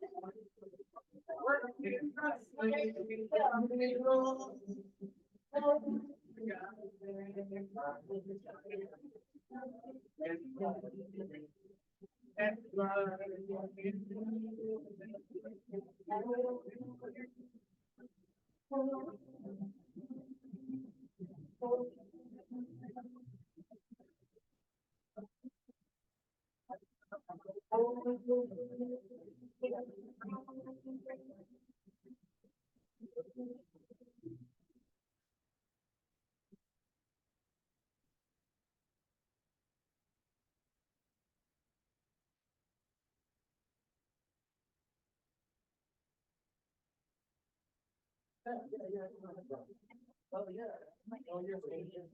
Next song we're gonna play for you,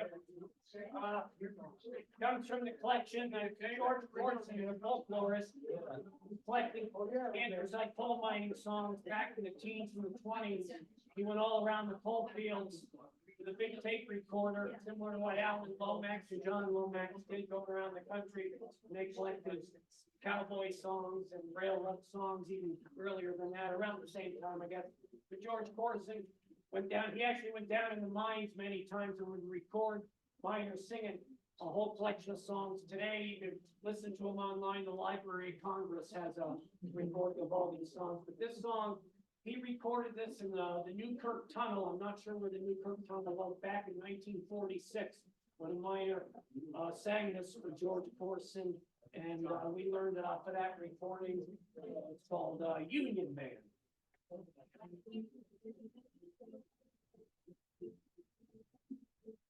I think I'll sing a little song. I hope I don't say nothing wrong. I hope my song will bring good cheer, just like a couple of shots in beer. Union man, that folks in their bed. F-L-C-I-O, calling out, strike out, people. Well, we got a contract, but she expired. Mr. Lewis, he's not like fire. I ain't striking too much time. I'm a Sam takes over the mine. You can pay, must have to dare get. F-L-C-I-O, calling out, strike out, people. Well, we signed our contract, got our rate, had to strike it for 20 days. But the butcher comes, he's bringing it out. He's ready to price it. What the hell? You can make it, you can make it. That's it, their day. AFL-CIO, rolling out, strike out. Come on, bring some hand clap. Come on, let's get that beat going. Come on, let's hear it. Well, I was drinking too much beer last night. I go to work, I just don't realize. In my hand, some credit me, but I'm so damn sick that I can't eat. You must have been there. Wait, all that I like. Well, I fired a shot at 10 o'clock, and the fucking brushes are full of rock. This little break went over my head. He first seat for something done there.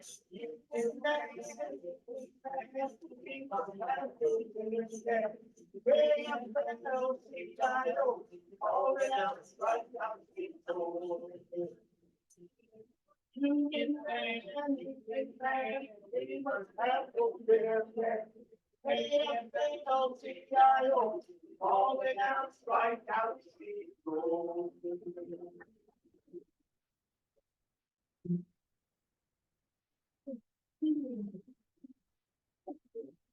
You know, a lot of different mining songs from different ethnic groups. That was from when the Eastern Europeans came there to pick the coal, so they had their own songs. When the Irish came here, they had their own mining songs. The Welsh too. So that was one of those Eastern Europeans. Well, next song we're gonna play for you. Another song I wrote. It's called "Only a Miner." He's only a miner. He's only a man. He's only a miner, but still he's a man. Goes like this. I'm gonna sing it for you.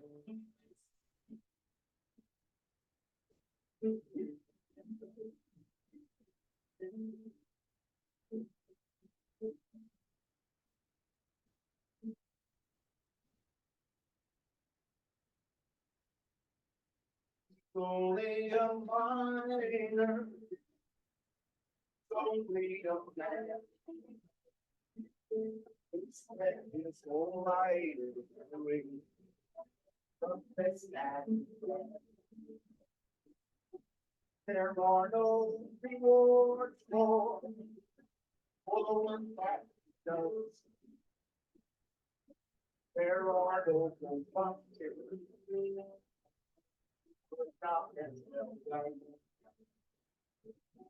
It's only a man.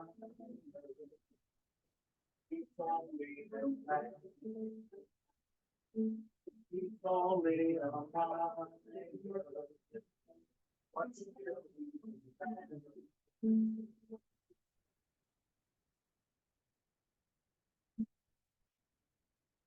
in the cold mind, in the dark and the sand, we could get with trouble. We had no plan. The fire deeper, and deeper for the cold. We people more houses, and the price of it goes. It's only a mile. It's only a man. It's only a mile. But still he's a man.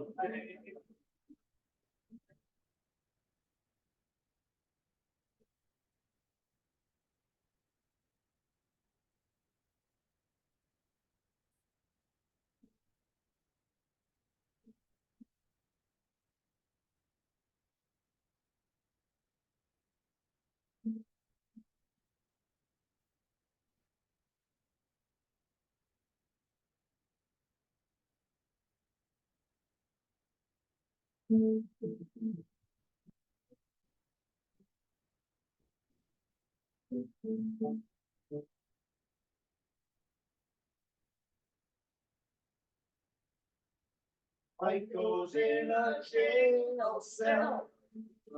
like soldiers at war. He dreams of a day when no shackles are worn.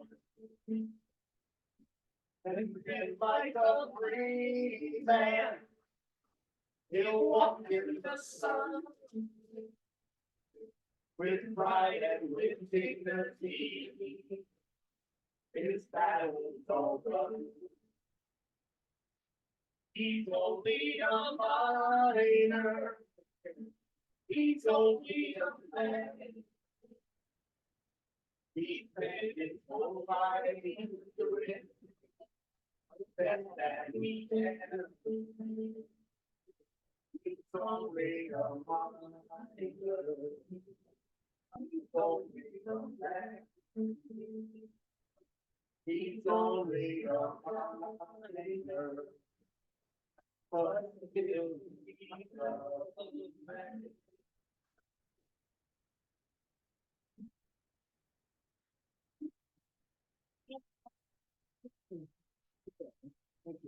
Very much. We do a song right now. I told Don, kick me if I talk too much, because we don't have that much time. So, I'm not gonna talk much. But anyway, this is another song that I wrote, and, this combines two of my favorite things, coal mining history and railroading. So this is a song called The Coal Train. You know, with all the coal that was mined around here, you had to get it out of here some way. It had to get to New York, Philadelphia, Buffalo, Baltimore, other places, and it took a lot of local railroads, and then the big mainline railroads, the Lehigh Valley, the Reading, the Jersey Central, the Pennsy, the Delaware and Hudson, all filled up their coal cars and sent them off to market elsewhere. So one time, there were more railroad tracks in this region than any place on the planet. Hard to believe now how many trains ran around here at one time. So that's what this song is about.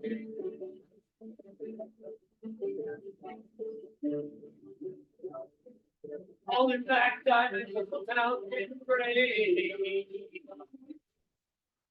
I can hear that rattle.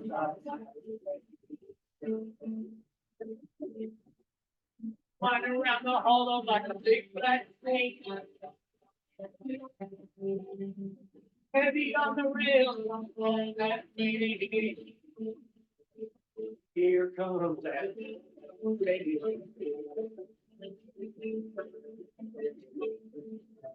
Siren day, those big cars roll. They're hauling black diamonds.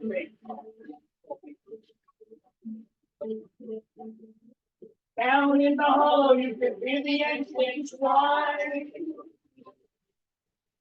They never stop, they just got to fly. To fill up the whole train. Well, my daddy drove a coal train on the slide. My mama was an engineer, stable by. Praise for a king and he's calling that coal. By the night train of shining black gold. He was running that coal train.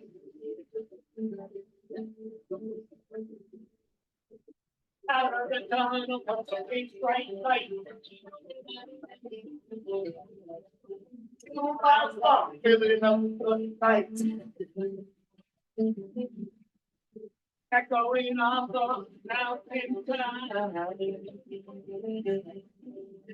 Rocking and rolling on the midnight ride. Here comes that coal train. Play it one time.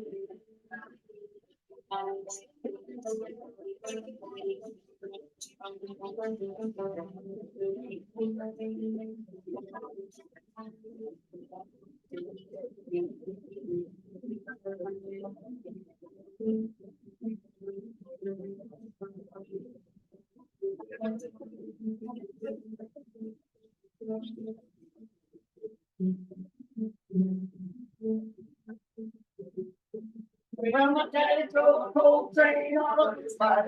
My mama was an engineer, stable by. Praise for a king and he's calling that coal. Driving that train up, shining that coal. He was running that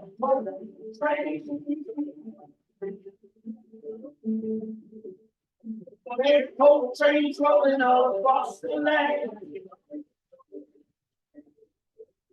Doing some being blown by the engineer man. Just like my daddy not so long ago. I got 100 kilometers ready to go. It's on the road. Coal train. I was driving that coal train. I'm running that coal train, coal train, coal train. I'm driving that coal train, coal train, coal train.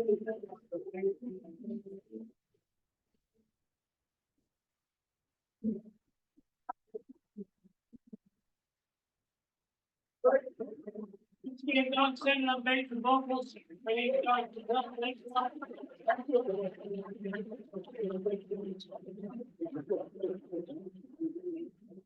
you very much, guys. Wonderful stuff. We always have music at this event because it seems to, live, and someone just said to me, this event always refreshes about their interest in the area and enhances, while enhancing their knowledge of the area. So thanks to Chappelle and Senate.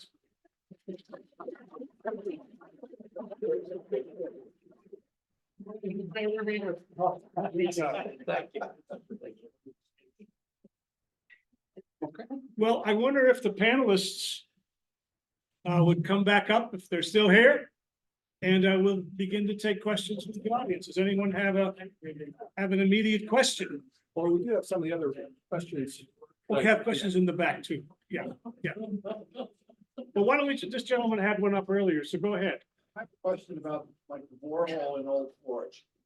Not too many years ago, there were big articles that the company was gonna come and they were gonna extract iron ore, water that comes, well, that faded away. Now it's rare earth metals they're gonna pull out of the borehole coming out of Old Forge. How true? Science fiction? Can you comment on the Old Forge? Mr. Hughes can, Use case? water is his Robert thing. can? Robert, okay. Yeah, I could comment a little bit on that.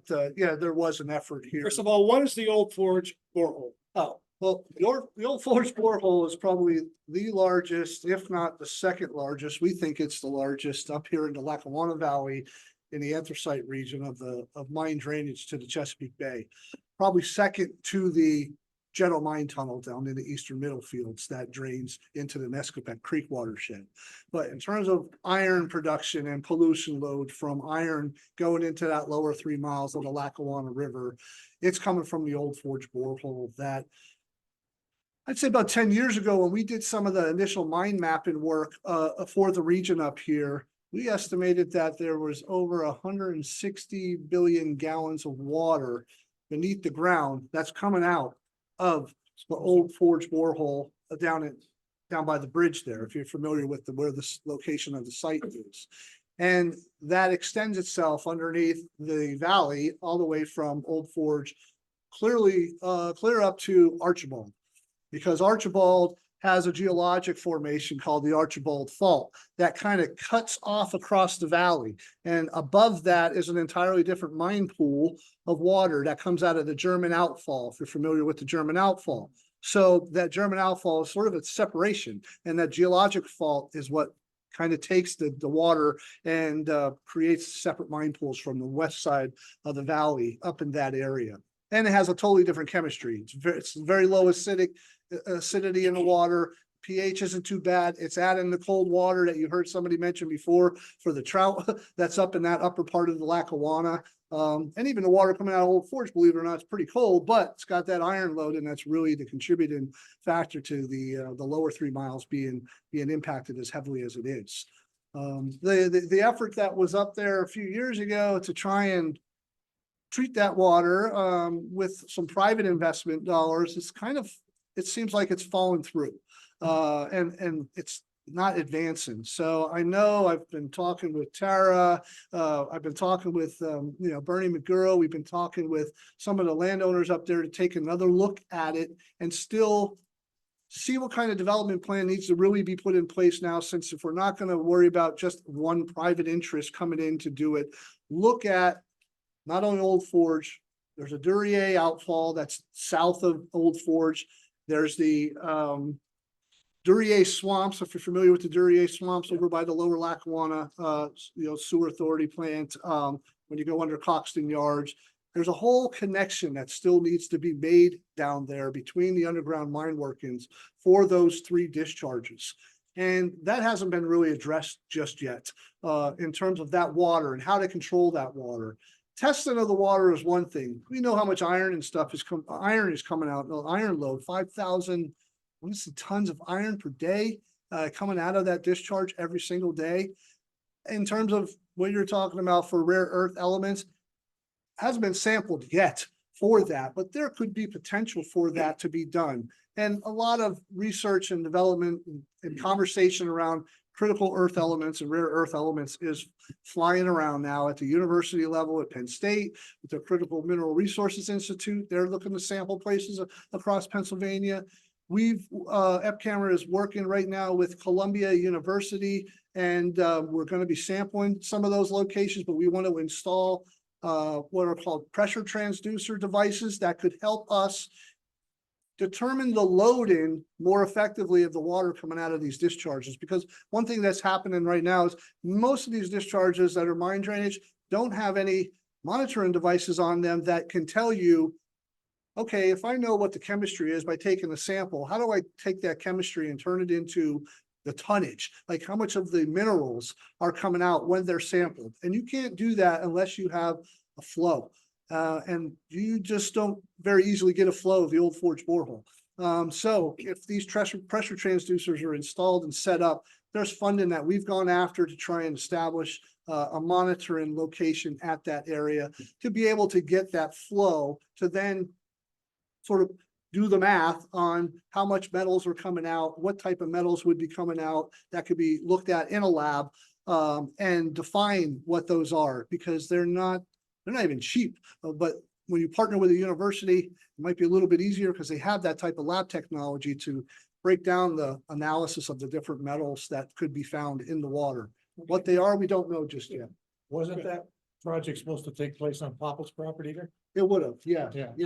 that would have. So they leveled all that off and it was ready to go, and then all of a sudden didn't hear anymore. Yeah, I think it's kind of fallen through at this point, that particular project, but that land is, still available for that future technology, when treatment technology to go in at some point. But we're not talking just a few $1 million for something like that. Those are multi-million-dollar projects. And if you've heard just recently up in Tioga County, they're doing a project that is $69 million for a treatment of a mine discharge in the Tioga River watershed that will set up the long-term operation and maintenance of a new active treatment system to treat the water up in the Tioga River, which is another northern watershed that's impacted by mine drainage as well. Of course, all this is to say that the water in the mines are full of water, is still getting into the environment. It's gushing in Old Forge and other places. So that water is still with us. And it gets into the environment and it's gotta be dealt with, and it takes a lot of money to do what you can with this. Other questions? Might be a three-part question. First part is, where did all the mine water come from? Does it come from the deep aquifer? Surface. Surface, oh, well, all right, never gets to the aquifer. Second part is there any mapping of the aquifers in the area? The third part is, what's the effect of fracking and the drawing deep water from fracking? Aquifers. Yeah. Aquifer, that's my question. There is, I mean, there is associated groundwater as well with the mines. Like when you think of the river and the river valley, in the Wyoming Valley, the Lackawanna Valley, there's like this alluvial floodplain sand that goes across the entire valley. That has got, you know, that's the river water as well. And then you've got the mining that has been done beneath the river. So you got all that network going underneath both the Lackawanna and down in the Wyoming Valley on the Susquehanna and many of these other tributaries as well. So they're a part of the larger groundwater regime, but what happens is water coming off the top of the mountains, that's the clean water. Clean water gets into those areas at the flanks of the valleys where the mining has occurred. So clean water is literally going in, and it's going into the mines that some mines are filled, some mines aren't. They're not like filled to capacity. They can be deep and they could be shallow. So, or flashy, we call them, because when water goes in, when we have a huge storm event, that's when we see a rise in a lot of the discharges. And so we know that there's a connection between that water loss going in. How much of a connection is, how much volume are we talking about? We don't know that until we were able to establish like a flow monitoring system in place. So that's a challenge that has remained, you know, unseen and unfunded in some cases. So we're trying to support efforts in doing that work. It's always water leaching into a mine. Do I recall that when we were in our prime, for every ton of coal taken out, there was 10 tons of water taken. Does that sound right? Yep. So you're constantly pumping the mines because that water is leaching down, and it's still doing it. Johnny? Seems like worldwide, there's a huge interest now in using the mine pools of all these districts for geothermal energy. Really help with the roads and things like that. So that doesn't clean it up, but it does make use of it because it's cold and you can use it to air condition. The big downfall with the geothermal is the water is so acidic, they can't find a material to make the heat exchangers out of that it doesn't rot them. Can't use plastic because it's not as good as, say, copper or some steel. The heat exchanger has to be made out of something that'll tolerate all that acidity. I think Marywood University there's a geothermal system that taps into the Old Forge mine pool. Yeah, they have a passive system to cool their buildings. So Marywood cools a building with mine water. Yeah. Very good. Very good. Well, Bodie, it is 4 o'clock, but maybe just one more question. Bodie wrote this up to the panelists. What is a component of our legacy that you think needs more attention? Want to begin? What needs more attention in the future? Well, I think just the danger and the toll that it took on the people that worked underground. They're in constant dangers, and it'd be all right if they came and they were trained, but they were farmers in Europe. They didn't know anything about a coal mine when they came here. They had to learn. You know how they learned? By seeing people injured and killed. When you saw somebody get hurt or killed, that was the best lesson you could get. There was no schools for mining either. They didn't teach you how to blast. They didn't teach you how to, the biggest thing in mines was roof falls. That was the biggest killer. People didn't know how to address the roof. When they fired and got a 6-foot cut or an 8-foot cut, they had to try to prop that up and check it out and make sure that it was safe to go under. They didn't put their props up every 6 feet. They were taking a chance. And when you gamble, you know what happens when you gamble, you take chances and you lose. So that was the biggest killer in the mines originally, was roof falls. So you think that the human costs are one thing. 35,000 men and boys died in these mines between say 1850 and 1950. 35,000 in northeastern Pennsylvania died, and many more were wounded and maimed and disfigured and Suffered from. incapacitated. So the human costs, Tommy's very right, the human costs of getting this coal were extreme. What do you think? What needs attention? Well, one of the things I think we need to continue to do is we have to work with landowners where a lot of these impacts are that are on private property. Everything is owned by somebody. And people don't realize that where the water comes out of the ground, while it's on that person's property, that person needs to, and whether it's a coal company or not, any individual, whoever that owner is, real estate, needs to know that they're protected in some way from liability concerns and issues, that if something is to be done there, that they're not, it's not gonna fall back on them. Because what we found out is, where the water is coming out that's just the point of the discharge.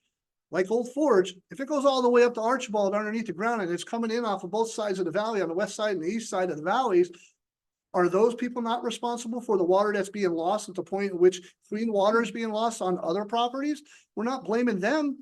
So this is the legacy of the mining that we're dealing with. So we've got to continue to keep open lines of communication with coal operators today and landowners so that they're rest assured that there is some liability protections afforded to them, because under the surface mining law of 77, that's what gave that to them. That was the line in the sand.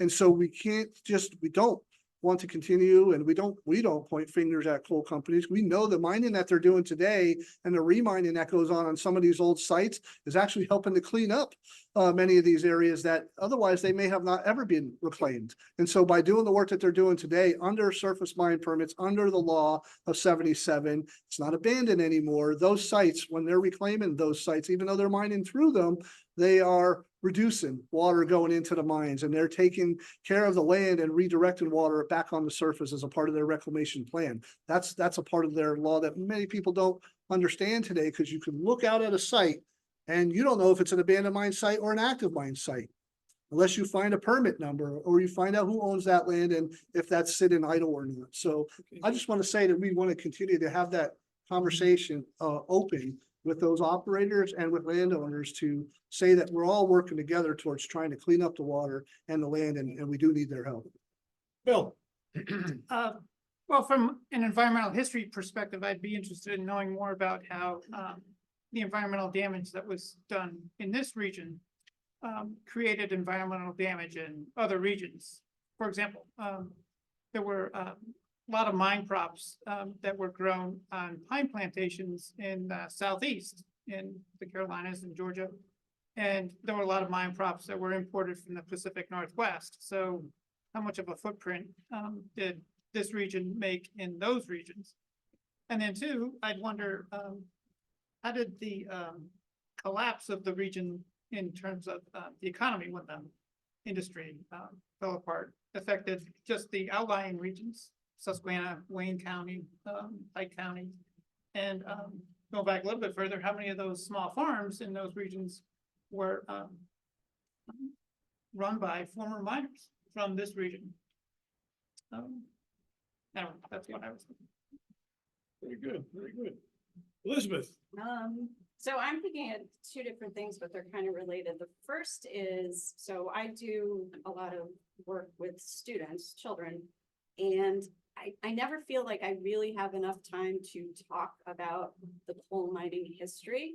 I give a very, very quick snapshot, and it's like, this is what it is, and then it was done.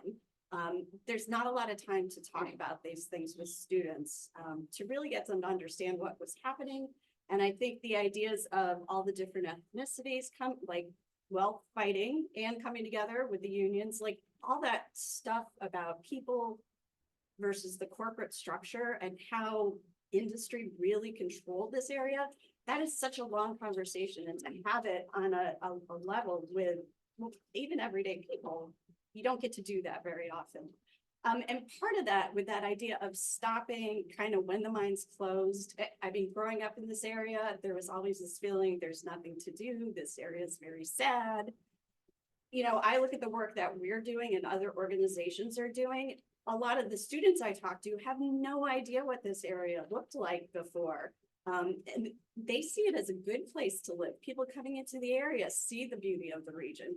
And so I think we need to push on, you know, the narratives that have kind of been with us if you're from the area, and see that there has been good change in the area as well. Bodie? I'll just say going off what Bill said, I think that the significance of this region is really goes beyond this region in so many ways. I think we need to study the impacts on a national and an international basis. And I also think too, the landscape today, I think we need to spend some more time looking at the changing in infrastructure and how that relates back to the mining era. You know, the warehouses, the highways, you know, the fact that you can't drive without being behind a truck, you know, I mean, how all this ties together to create the landscape that's, you know, that's here today.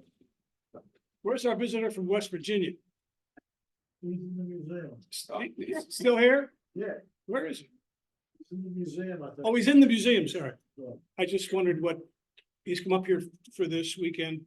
And I just wondered what he might have, this coal mining fellow from the coal region of West Virginia, some part of West Virginia. I was just gonna ask him if he has any thoughts after having made that really long trip to be up here. So I think with that, we're finished. Thank you very much for coming. It's always a pleasure to commemorate the Knox and learn about the region, think about it, and maybe be invigorated by what can we do next. And let me also thank our panel. Thank you very much for participating. I think it was very enlightening. I'd